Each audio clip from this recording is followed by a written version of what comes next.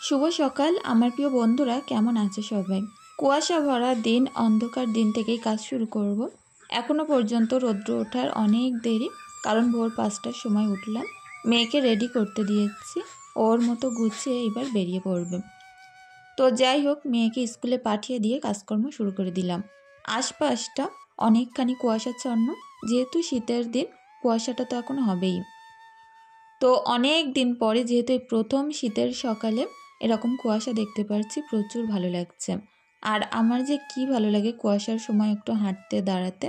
তো সকালবেলা একটুখানি পায়চারি করে নিলাম। আজ একদম ভোর 5টা থেকে রাত পর্যন্ত কি করলাম, আর অনেক শপিং করব সংসারের জন্য, সেগুলো তোমাদের সাথে শেয়ার করব। আশা করছি সকলে আমার পাশেই থাকবে আর অনেক ভালো লাগবে। অনেক বোনেরা জিজ্ঞাসা করো আমার নাম কি। আমার নাম হচ্ছে রূপা, আমার চ্যানেলের নাম ব্লগার রূপা। তো যাই হোক, চলো ভিডিওটা শুরু করেছি যেহেতু, পুরোটাই আজ তোমাদের সাথে শেয়ার করব। এদিকে দুখানা হাঁড়ি মেজে নিচ্ছি। তো দুখানাই কালির হাঁড়ি, একটু মাজতে দেরি হয়, ছুপে ছুপে অনেক কষ্ট করে মাজতে হয়। তো এইভাবে মেজে আমি প্রত্যেক দিন কালি তুলে ফেলি। নিজেকে সকালবেলা অ্যাক্টিভ রাখা প্রচুর দরকার, কারণ সকালবেলাটা এলিয়ে গেলে সারা দিনের কাজকামে কোনো রকম সময় পাওয়া যায় না, সব যেন অসময়ে হয়। তো এই কারণে সকালবেলা একদম অ্যাক্টিভ থাকার জন্য 1 কাপ র চা এত বেশি ভালো লাগে আমার, কি বলবো। আমার ভাত না খেলেও চলে, কিন্তু র চাটা একদম সকালবেলা মাস্ট, এত বেশি ভালো লাগে না। তো যাই হোক, দেখো হাঁড়ি পাতিল সবটাই মাজা ধোয়া করে নিচ্ছি। চারিদিকটা কুয়াশায় ঢেকে আছে, তার মধ্যে হালকা শীত করছে, বেশ ভালোই লাগছে। আজ যেহেতু প্রথম একটু শীত লাগছে ওই কারণে। তো যাই হোক, আমার বাড়ির আশপাশটা দেখে বুঝতে পারছো একদম পুরো নিস্তব্ধ। হাঁস মুরগিগুলোকে তো এখন ছাড়বই না। হাঁসেদেরকে ছেড়ে দিতে পারি, কিন্তু মুরগিদেরকে না। কেন জানো তো? ওই যে মুরগিগুলোর একবার ঠান্ডা লেগে গেলে এদের কিন্তু একদম ভালো করতে পারবো না, আর মারা যাবে। ওই কারণে ভেতরে ঢুকে হাঁসেদেরকে বাইরে বের করে দিলাম, আর মুরগিগুলোকে ভিতরে খাবার দিয়ে দিলাম। যাই হোক, এখন উনুন লেপতে চলে এসেছি, সকাল সকাল রান্না করব। আজ আমার যেহেতু বসিরহাটে একটু কাজ আছে, তো সেই কারণে সেই কাজগুলো করার জন্য আমাকে বেরাতে হবে। আজ সারা দিনই বলতে পারো বাইরে বাইরে থাকতে হবে, ওই কারণে একদম ভোর ভোর রান্না টান্না কমপ্লিট করে ভিডিওগুলো যা করার সবটাই করে ফেলবো। তো চলো, সুন্দর করে উনুনখানা লেপে নিলাম। আর এই যে জোড়া উনুনে এত তাড়াতাড়ি রান্না হয় না, কি বলবো। লেপে দিলাম, এক্ষুনি শুকিয়ে যাবে, তারপরে রান্না করতে আইব। ভাবলাম চলো উনুনটা যতক্ষণে শুকাই ততক্ষণে এই যে আলাদা কাজগুলো করে ফেলি। তো যেহেতু অনেকখানি বড় এই যে উঠোন, তো প্রচুর সময় লাগে ঝাড়ু দিতে, আর এতটাই সৃষ্টি পাতা পড়ে ভর্তি হয়ে যায়। আজ সকালে ঝাড়ু দিতে দিতে সন্ধ্যার মতো যা তাই। এ পাশের উঠোনটা ঝাড়ু দেব, তারপরে ওই পাশেরটা দেব, তারপরে রান্না করব।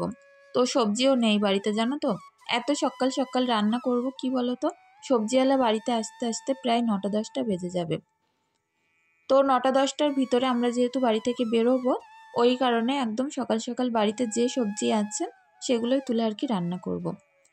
তো হাজব্যান্ডকে বললাম যে আমাদের বাগানের যে গাছগুলো আছে, দেখো কোন সবজি আনা যায়, এনে দাও, তাড়াতাড়ি করে রান্না করি।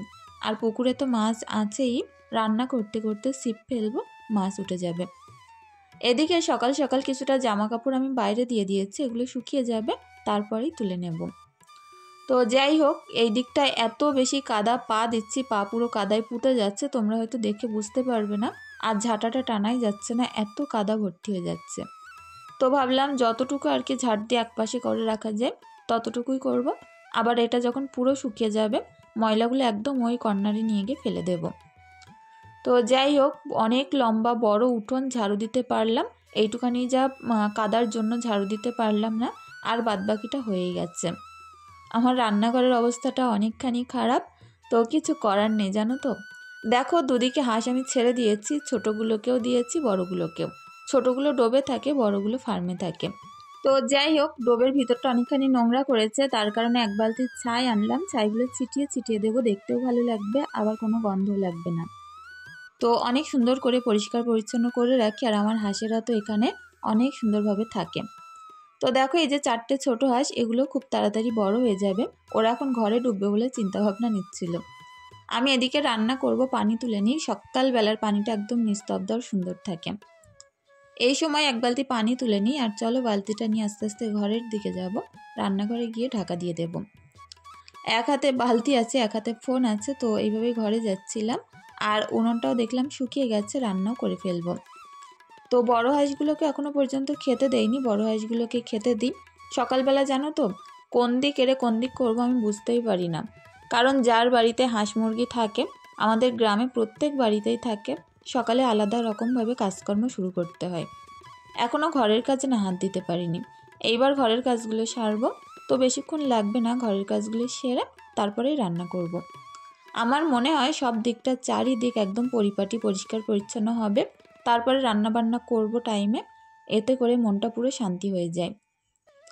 তো যাই হোক, সিমরানের ঘরটা আগে গুছিয়ে নিচ্ছি, তারপরে যাব আমাদের পাশের ঘরটায়।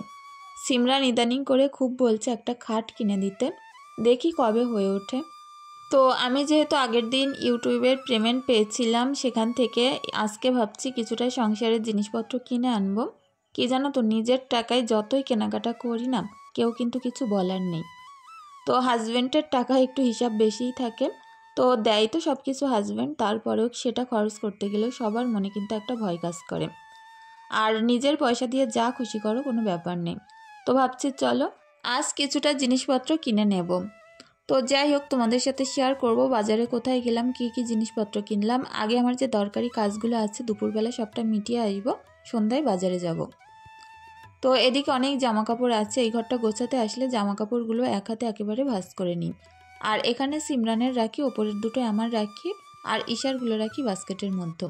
আর এই যে কালো একটা পেটি ঢুকালাম দেখতে পেলে, ওর ভিতর যত রকম ব্লাউজ এটা ওটা আছে, ছোট ছোট জিনিসগুলো ওর ভিতরেই রাখি, তাহলে ওগুলো আমার আর হুড়ায়ও না, আবার খুঁজে পেতেও না একদমই লেট হয় না। তো এই যে এখানে আমার ছোট ছোট নাইটির ভাঁজ করে করে সব গুছিয়ে ছোট্ট ছোট্ট করে রাখি, তো অল্প জায়গার মধ্যে হয়ে যায় ছোট্ট করে ভাঁজ করে রাখলে। এখন ক্যাবিনেটটা বন্ধ করে দিয়ে টেবিলের দিকে গেলাম, তো টেবিলের দিকটাও দেখলাম বেশ ঘোরানো আছে, এক এক করে সবটাই গুছিয়ে নেব। সিমরান যখন সকালবেলা স্কুলে যায় তখন সব কিছু একদম এলোমেলো করে চারিদিকে করে রেখে যায়। ওর যেহেতু এতগুলো বই প্রত্যেক দিন লাগে না, যা দুটো তিনটে করে লাগে নেয়, আর বাদবাকিটা এরকম ছড়িয়ে ছিটিয়ে রেখে দেয়। তো সেগুলো প্রত্যেক দিনই আমি গুছিয়ে ফেলি। আমার কাছে মনে হয় কাজ করাটা যেন একটা ম্যাজিকের মতো, কারণ যতই বেশি করব ততই বেশি সুন্দর পরিপাটি থাকবে ঘরবাড়ি, আর নিজের শরীর মন দুটোই ভালো থাকবে। 10 মিনিট কারোর বাড়ি গিয়ে গল্প করার থেকে আমার মনে হয় সেই 10 মিনিটে আরও একটা অন্য কাজ ধরে করা ভালো। এতে করে না আর আশেপাশের কথাগুলোও না আর কানে আসে না, অনেক বেশি ভালো থাকা যায়।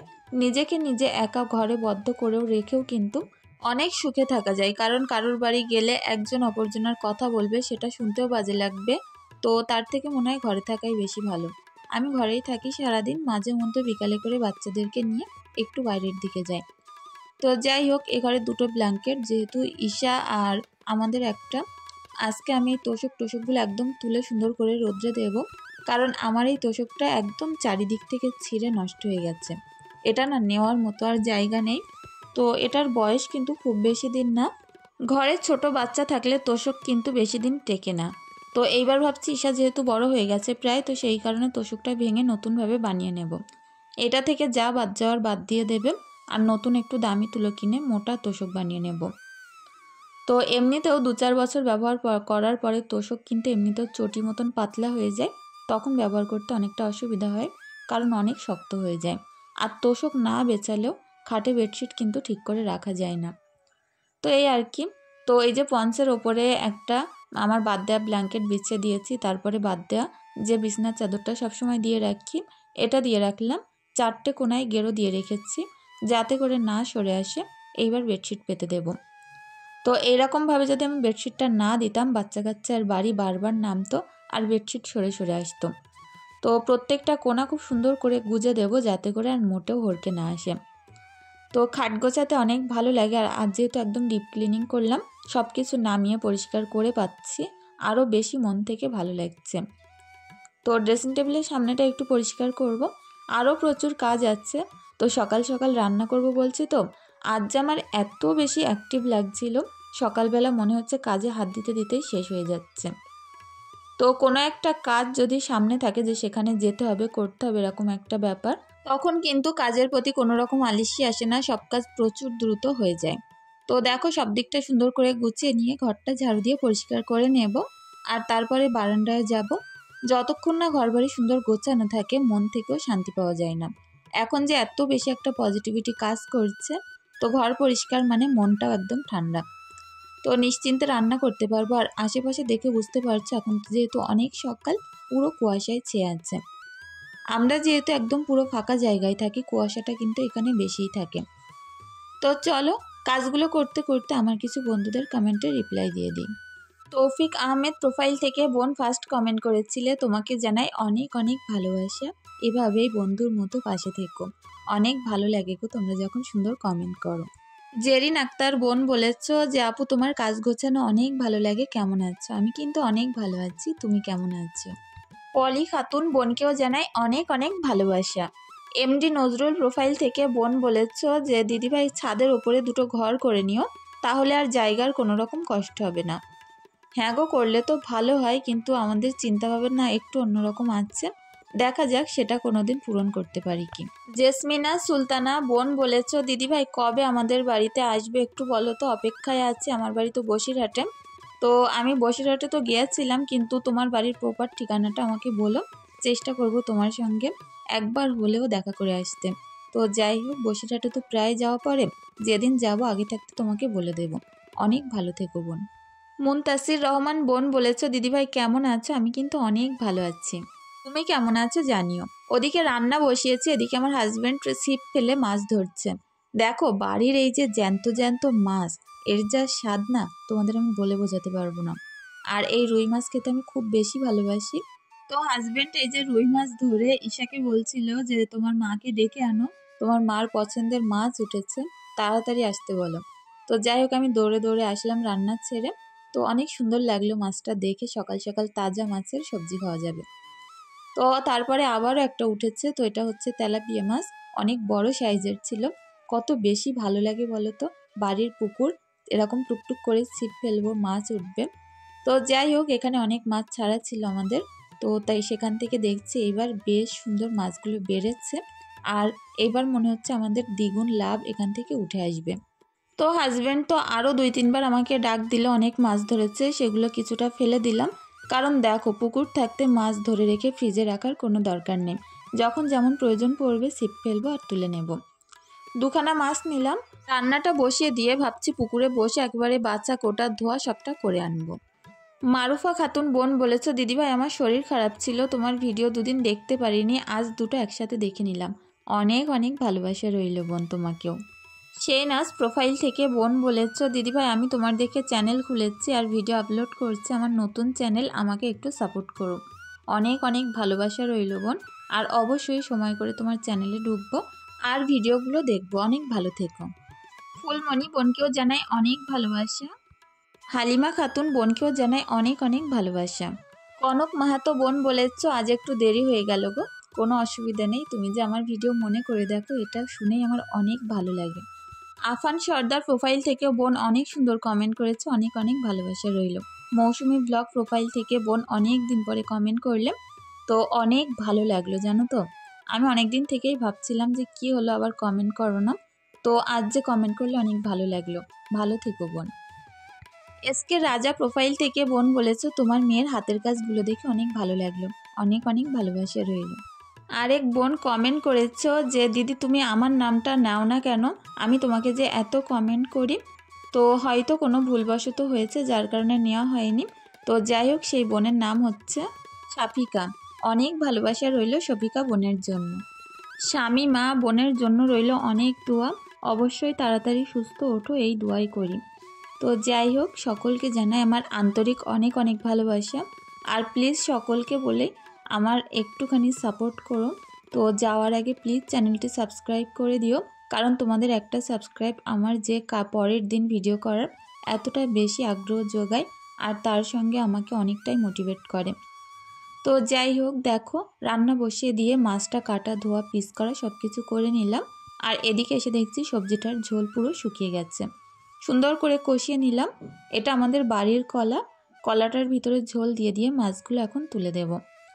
তো যাই হোক, সকালটা আমার আজ এইভাবেই কাটলো, 8টার মধ্যে রান্নাবান্না কমপ্লিট করলাম। তো সবজিটা নামিয়ে মাছগুলো ভাজা করে সবজির মধ্যে তুলে দেব। আর সারা দিনটা জাস্ট কীভাবে গেছে, কোথায় কোথায় গেছি না তার ঠিক নেই। বসিরহাটে গেছিলাম সকাল সকাল, কিন্তু বাড়ি ফিরতে পুরো সন্ধে হয়ে গেছে। তো এসেই হাজব্যান্ড দোকান খুললো। আমার একটু দরকার ছিল বাজারে, তো আমার যে ইউটিউবের পেমেন্ট পেয়েছিলাম সেখান থেকে কিছু টাকা তুললাম। এই যে দোকানটা বসেছে, অনেক কম দামে জিনিসপত্র বিক্রি হচ্ছে আর প্রত্যেকটা জিনিস খুব ভার। তো মাইকিং করে করেই বিক্রি হচ্ছিল। তো ভাবলাম চলো কিছু টাকা তুলে নিয়ে সংসারের কিছু জিনিসপত্র আজ কিনি। কারণ দেখো, যেখান থেকে আমি ইনকাম করছি সেই জিনিসগুলো যদি না কিনি কেমন দেখায়। এতগুলো জিনিস আজ আমি কিনলাম আমার সংসারের জন্য, নতুনভাবে মনে হচ্ছে সংসার করব। এগুলো যখন আমি গ্যাসে রান্না করব বেশিরভাগ তখনই ব্যবহার করব। যার জন্য একটা স্ট্রবেরি জেলি, এক প্যাকেট বিস্কুট, সিমরানের জন্য একটা কোরিয়ান নুডলস, একটা সেন্সোডাইন কলগেট। আর দেখো আমার হাঁড়ি পাতিলগুলো কত সুন্দর হয়েছে। একটা সসপ্যান নিয়েছি অনেকটা বড় সাইজের, একটা ডেকচি নিয়েছি ভাত করার জন্য, অনেক সুন্দর জানো তো। আর দেখো এই যে কড়াটা কত বড়, এর ভিতরে আমি প্রায় 2 কেজি 3 কেজি করে মাংস করতে পারবো। আর রুটির চাকা চাটুই আমার আছে, তারপরেও এটা দেখে লোভ সামলাতে পারলাম না। যেহেতু সবটাই প্রায় 99 টাকা করে বিক্রি হচ্ছিল, তো একটা একটা করে তুলেই নিলাম। আর এটা হচ্ছে আমাদের হাসনাবাদ বাজারের, রোজ লোক আসছে বিক্রি করতে, মাইকিং করে কিন্তু বিক্রি করছে। আর এই হাঁড়ি কেনার আমার প্রচুর শখ ছিল। তো এগুলো তামিলে বেশিরভাগ পাওয়া যায়, মুখটা অনেকটাই খোলা আর ভিতরটা অনেক গভীর। তো যাই হোক বন্ধুরা, আমার আজকের ভিডিও শেষ করছি। তোমাদের কেমন লেগেছে প্লিজ কমেন্ট করে জানিও।